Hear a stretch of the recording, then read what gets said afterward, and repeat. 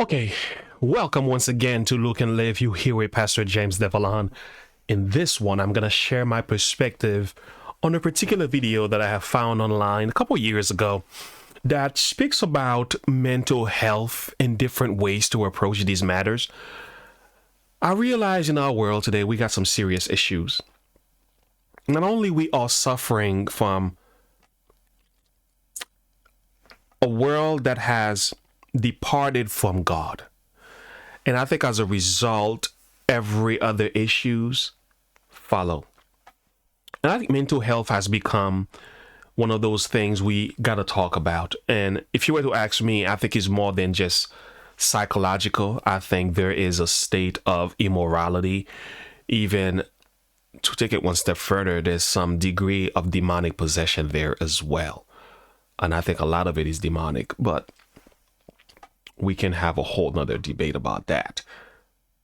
But I found these videos that I'm going to share with you to be somewhat of help to deal with what's going on in the mind, especially in times like these in which we live, where we are seeing so many deaths and so many young people losing their lives on various numbers for various reasons at a much higher scale than ever before. It is very concerning. And I've been looking into mental health all this week, and I've been listening to NF and reading my Bible, doing prayer, reading into depression and looking at verses in scripture that deals with that. And I'm realizing that that is part of the reason why this world is such in a bad place, is that a lot of time we talk about the issues, but we are not addressing the problems behind the issues in which our culture is suffering from. So the videos that I'm going to be sharing with you were Dr. Jennifer Jill. Her name is Jill Switzer. She has done an amazing job as a psychologist addressing some of these issues that are going on in the light of in the mind. And so we're going to have an introduction, and we're going to do the first video. I'm going to let her run through that and make note of some of the things that she talks about. And at the end, we're going to share some perspective as always. But like I've said, this is going to be an educational for some of us. The goal is not to preach. The goal is to learn, is to understand, in the hope that we can share the message with somebody else.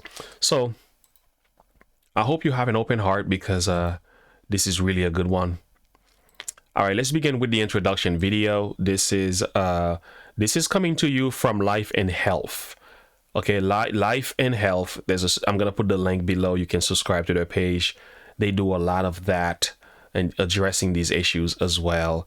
A lot of doctors come in there. There are some preaching going on. There's health messages in there as well, and they keep somewhat of a Christian perspective on things, which is really, really good. So this is the intro video, 7 psychological sins. So let's look at the intro, and then we're going to move to sin number 1. And every day of this week, I'm going to be releasing one of those in the morning. So let's get to it. My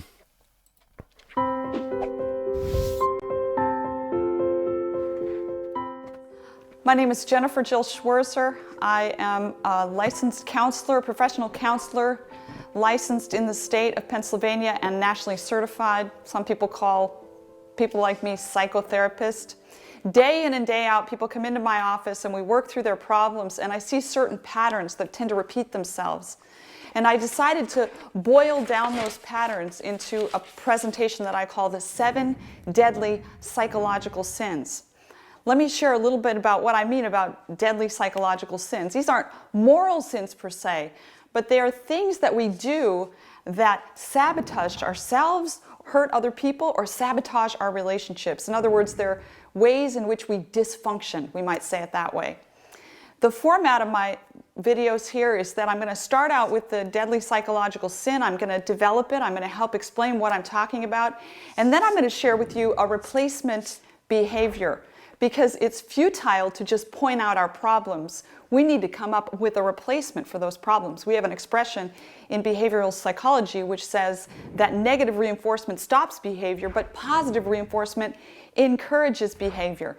So if we don't replace those negative patterns with something positive, then we're likely to relapse, just like Jesus said, if you get one demon out, if you don't fill that room with something, 7 more are going to come in.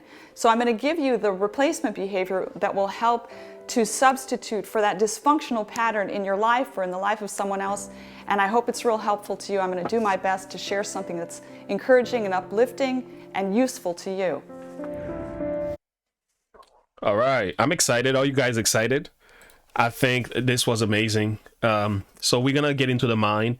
So this is the first psychological, this is the introduction. So I'm going to do the first psychological sin. We're going to run through that together. I got my note. I hope you're taking some notes as well. This is going to be helpful to some of you. So how about we go through this together? Again, we're talking about mental health. We're talking about a lot of different issues here. We're talking about a lot of things that's happening in your life, in my life, regardless of where we're from, who we are. There are ways we can find help, and I think videos like these will be of great help to some of you, and at least to us as a people. Now let's go to sin number 1. The first one is criticism. All right, let's look at that together. First deadly psychological sin is criticism. Criticism. I don't know if you've borne the brunt of being raised in a critical home, but human beings are by nature negatively focused and problem focused. In fact, research has shown that 75% of the interactions between teachers in elementary school and their students is negative. Research has also shown that in a child's lifetime, from birth to 18 years old, he hears the word no from his parent 148,000 times. Bottom line of all this is that positive interaction, and particularly affirmation versus criticism, is a learned skill. It's something we have to do proactively and intentionally, or we will revert back to our critical patterns. Story is told of a young man who was complaining about the hymns at church. He said they were very boring. His father said, well, if you're going to complain about it, then write one of your own. Boy went into his bedroom and he wrote the hymn, When I Survey the Wondrous Cross. The young man was Isaac Watts, and he went on to write over 350, many of them famous hymns, including Joy to the World. So there's a place for criticism. Criticism serves a function. We, by nature, as human beings, are capable of reason and what we call critical thinking. All criticism is not bad, but we need to sort of capture this beast and train it so that it benefits us and others. Scientific research has shown that people that are raised in critical environments where there's much criticism among the family of origin tend to have more depression diagnoses and more depressive symptoms. In fact, a critical environment at home has been associated with a broad spectrum of mental illnesses such as schizophrenia and other psychotic disorders. I have a quote here from Abraham Lincoln. He has the right to criticize who has the heart to help. In order to find out if you have the heart to help that person, I recommend that you ask yourself 3 questions before criticizing them. Number 1, do I love to criticize or do I hate to criticize? If you love it, I think you need to give yourself pause there. Number 2, am I doing it to help? Is that my motive? Number 3, will I do it kindly and will I do it to that person's face?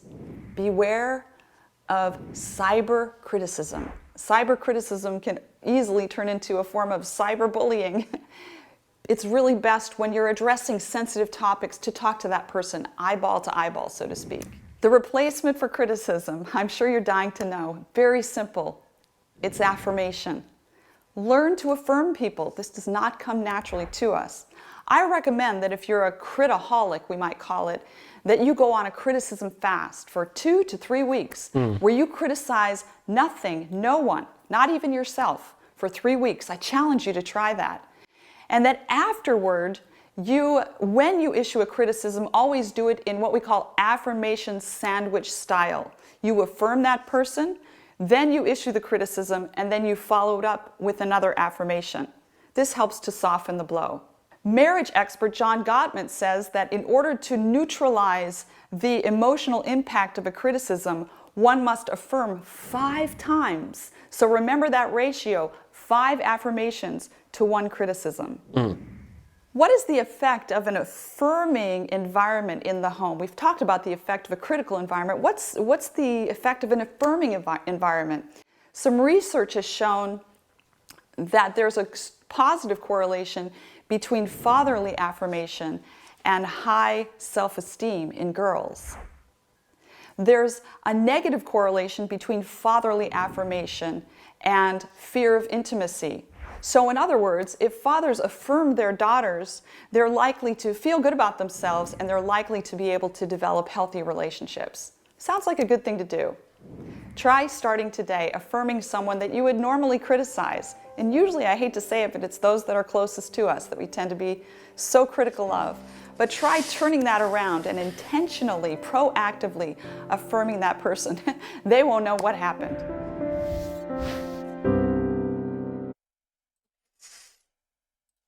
So let me ask you, did you learn anything? I hope you have, because we're going through a school here. We are learning, we are growing, and I think this was beautiful. Would you agree? So the first psychological sin that I've heard, and I would like to hear your thoughts below, is criticism, right? Criticism. We're not saying criticism is bad, but to criticize all day, all night is not a good thing either. So part of the reason why people feel the way they do has a lot to do with the way that we criticize them. Talking about our children, 75% of the discussions we have with kids, even in school, are negative. 148 times we say no to our children from a period of, I forgot how long, what was the age limit to that. So we have a lot of negative interaction with those around us. You know, think about it. How do you treat your families? How do you treat your wife, your husband, your children? What is the conversation like? Is it more about the issues that is in their lives? Are we focused on the problem, or are we looking for positivity to address and uplift them? And I can say I'm guilty of some of this. I'm guilty of this even in my church, with my wife, with my family. So this is a positive learning experience for me as well. So even the way we talk about politics and certain people in office that we have issues with, even in the way that we address them, is very significant to keep in mind that these are human beings.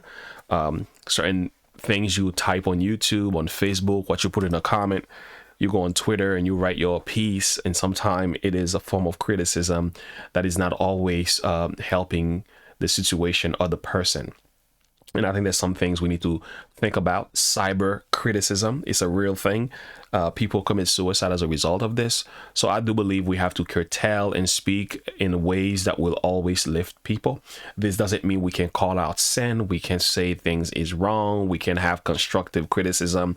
This doesn't mean it's okay. It's not okay to expose a particular wrong. But I love what they speak about the affirmation sandwich concept. What is that affirmation sandwich? Is when you give 5. For my note is 5 affirmation and 1 criticism. That's pretty good. And by the way, these are very biblically method approach to a lot of issues. So I have found that even in the Bible, Jesus sometime will look at like the 7 churches in Revelation. Look how Jesus approached them. He's like, I know your works. You are this. You are zealous for me. You stood firm for that. But this one thing I have against you. So he tends to talk about the positivity that was in his church, and then he addresses them on their flaws. And I think in the same way as well, that the people that we are nearest to, those friends and family of ours, they want to hear more positivity coming from you and I. Doesn't mean we have to accept their wrongs, but we need to speak about the things that they're doing right and lift them up, you know, and it's okay to criticize certain things that are wrong and expose it for what it is, but do it with the hope that I'm looking to help you and not to hurt you. And it's the same thing with me. I try not to speak on an issue that I don't think I could use in a positive. That's why if I criticize a video, I try to always share a word of hope or give something in the Bible or show the positive side of the story. But I think there are some things I could also do better, because I think this is a learning experience for me as well. So yeah, there's much more that we can talk about. Father affirmation, affirming their daughters. That is so good. I have a daughter that I I know she was going through a situation recently, and I gave her a call and just prayed with her over the phone. And I think that's all she needed. I didn't have to preach to her. I didn't have to give her a Bible verse. She just wanted to know that I care. And she's such an awesome daughter. And much more could be said. But I would like to hear from you. What have you learned from this video? Do you think this is good? Can we continue with the content? We're going to keep it under 15 minutes, so I'm going to end this video right here. We have another video to follow that, and the next one in the lineup is complaining. So these are the 7 psychological sins.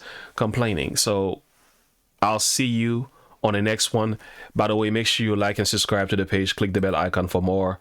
Let me know how you're enjoying this. Is this helpful to you? And if it is, check out their YouTube page, Life and Health.